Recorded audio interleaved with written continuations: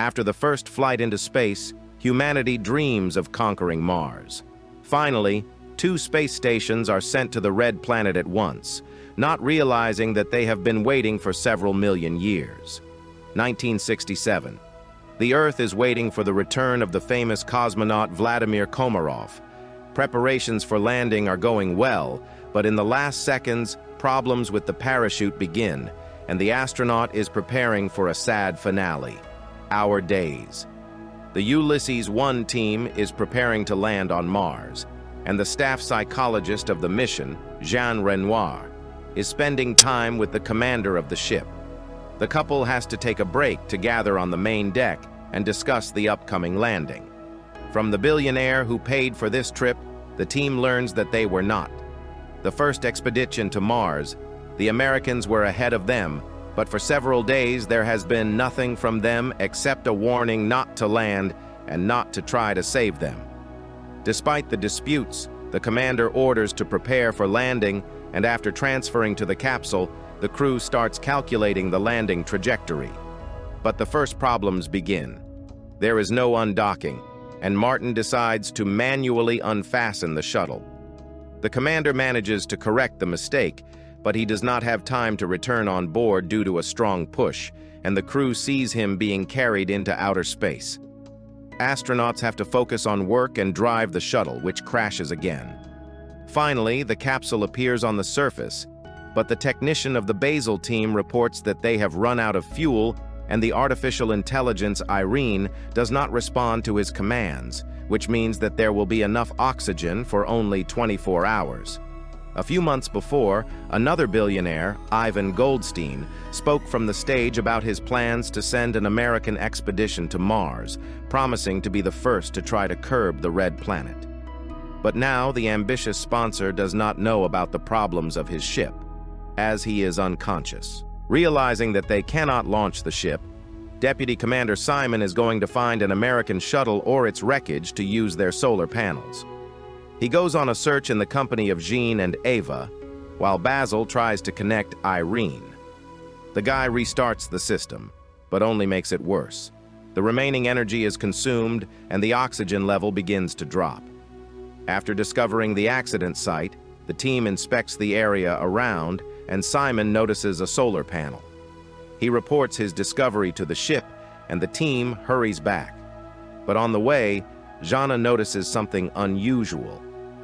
The group finds an astronaut in a Soviet spacesuit, next to which lies a black box from an American ship. To figure out what's going on, Simon is going to take the guy to the shuttle. Jan is not happy with either the new guest or the return of the band. He refuses to open the door so as not to waste oxygen on colleagues. Because of this, a quarrel ensues between the crew members, but as soon as the unknown cosmonaut opens his eyes, Irene is launched, and everyone forgets about Jan's behavior. Alessandra examines a guest who introduces himself as Soviet cosmonaut Vladimir Komarov. The doctor believes that the man is delirious because of a serious accident, but the request sent to Earth confirms his words. The photo of Komarov, who died 50 years ago, completely coincides with the appearance of the guest. Simon instructs Jean to interrogate the guest.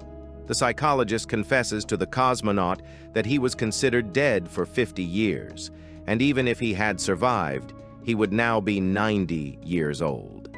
In the morning, the amazing Komarov shocks everyone once again by disappearing from the ship in a mysterious way.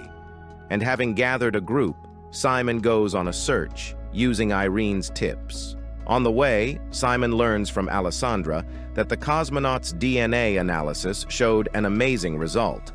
Vladimir has a third spiral, which no known life form has.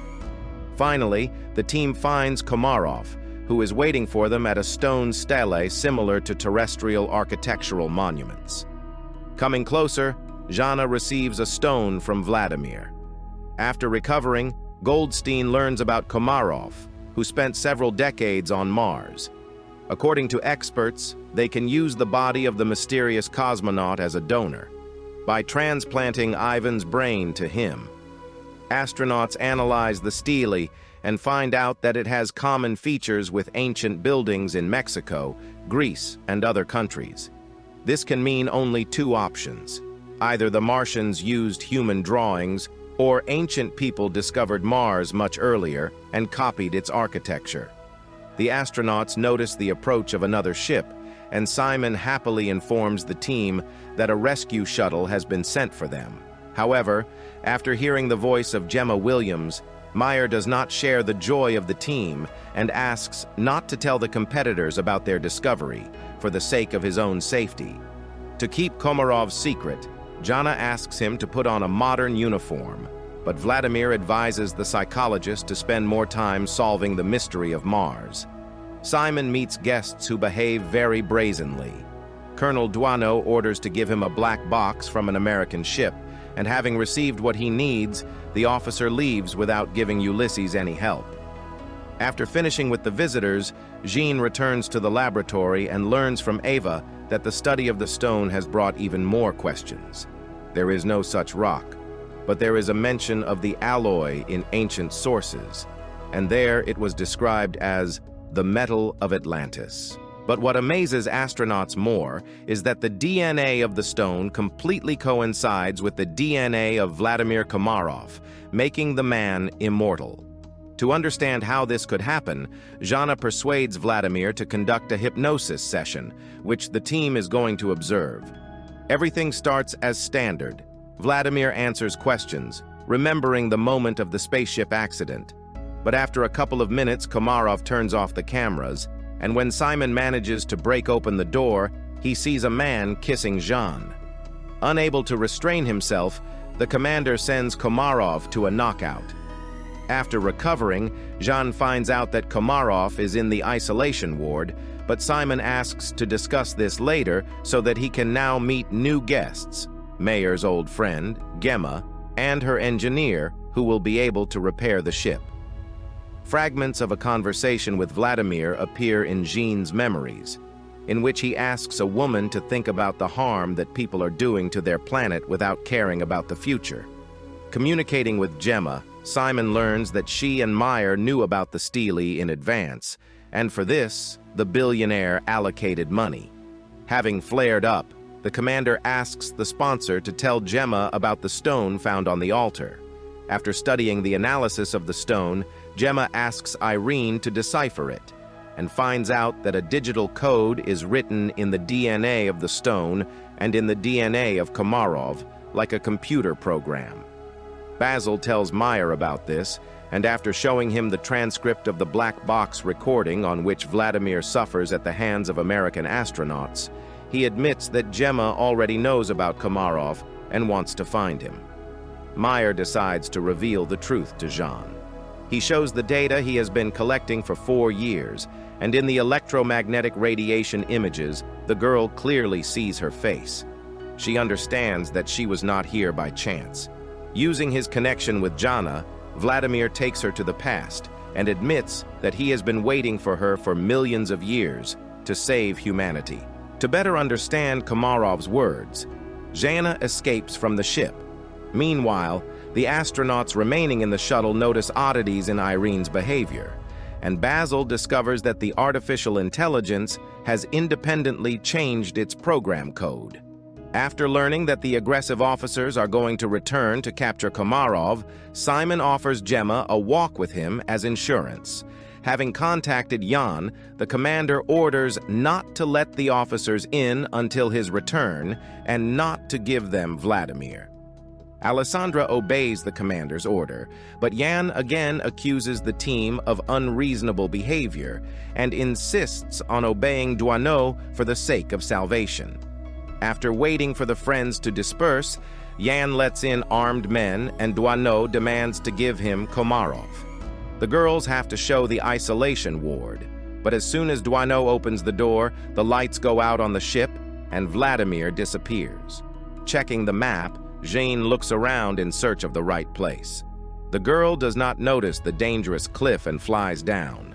The girl's leg gets under a heavy stone and she can't get free in any way. Jean tries to contact the ship, but nothing happens and she prepares for the worst. Meanwhile, on the ship, Dueno arranges a scuffle, demanding to find Komarov. Basil informs Simon about this, and after hearing the message, Gemma orders her subordinates to wait for her return. Basil receives a message from Irene, or rather from Vladimir, who took the place of the system and speaks on behalf of the whole of Mars, promising to protect the team. Jean is preparing to fall asleep under the scorching sun of Mars, but Simon and Gemma find her in time. The company does not yet know that a sandstorm is coming at them, but this is known on the ship, where Vladimir Komarov suddenly appears again, who asks Duano to return him to Earth. Komarov's instructions lead Jean and her companions to a tomb-like building on the slope of Petri, and the company finds themselves in dark tunnels that lead them to a source of water not seen before on Mars. But Jana is sure that this is not the end point, and she leads the group further. While on Earth, Ivan tells the nurse about his guesses about Komarov. According to the billionaire, Vladimir was created millions of years ago, and all this time he was waiting for the Creator to return for him. The man's words are confirmed by the discovery of Jean. A wall appears in front of her, lined with the remains of people who inhabited Mars at the time of Komarov's creation. Examining the skulls of her ancestors, Jana understands what Vladimir was talking about. It wasn't Earthlings who discovered Mars. It was Martians who colonized the Earth after their planet ceased to be habitable. Hearing that the Americans are going to take only Vladimir, Yan finally goes crazy and is going to destroy Komarov, blaming him for his troubles. Attempts to calm the psycho do not save. He pulls the trigger, and Vladimir falls unconscious. At the same time, a few kilometers from the shuttle, Jean falls to the ground. Gemma escapes, but Simon stays to pump out his girlfriend, and for this he takes off his helmet, realizing that there is oxygen in the cave. Simon manages to bring Jean back to life, but Komarov's heart stops, and Dueno reports to Gemma that the guy was not immortal. Despite this, the astronaut orders the officers to take his body and hurry to the ship so that they can fly away. Jean notices another tunnel, and she heads towards the light, accompanied by Simon. A minute later, the couple finds themselves on the snow-covered pole of Mars, and not far from them they see Vladimir, whose body is lying on the base. There, the officers notice Meyer's disappearance. The billionaire went in search of Jean, and in her footsteps, he reached the snow-covered slope. Gathering friends around him, Komarov reveals the truth to them. The last Martians lived on this slope, before some of them went to colonize the Earth to preserve their species. Those who failed to fly away destroyed each other for resources, turning their planet into a scorched field, which later on Earth people called Atlantis.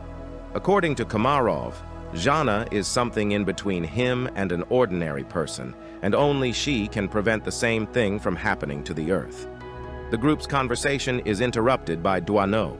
He swings the barrel again, demanding that Jean go with him alone, but Komarov stops the mercenary by depriving him of the ability to breathe. Returning to the base, Simon orders everyone to prepare for departure, planning to take the officers' seats in the American shuttle. But Gemma is not ready to save her competitors. After sending Ivan all the information she has collected, she starts the engine and prepares to fly away alone. Snatching the walkie-talkie, Meyer reminds her friend how much time they spent together studying Mars, and it works. Gemma agrees to wait. After listening to the message, Goldstein decides to punish Gemma for the failed task. Having gained access, he jammed the control system, and when Simon's crew is in place, it turns out that they cannot take off. Remembering everything that happened to her, Jean realizes that only she can save her friends. After contacting Komarov, she restores the launch system, but Duano appears next to the ship, and the girl has to go out to prevent him from damaging the reactor. Jean breaks through Duano's spacesuit, allowing Mars to destroy the kernel, and looking at the storm, Jean asks her friends to fly away without her. Goldstein is informed that the ship was able to leave Mars, and he no longer has a chance to get Komarov's body. Ivan leaves the hospital to personally go to the Red Planet and save his life. Thanks for watching.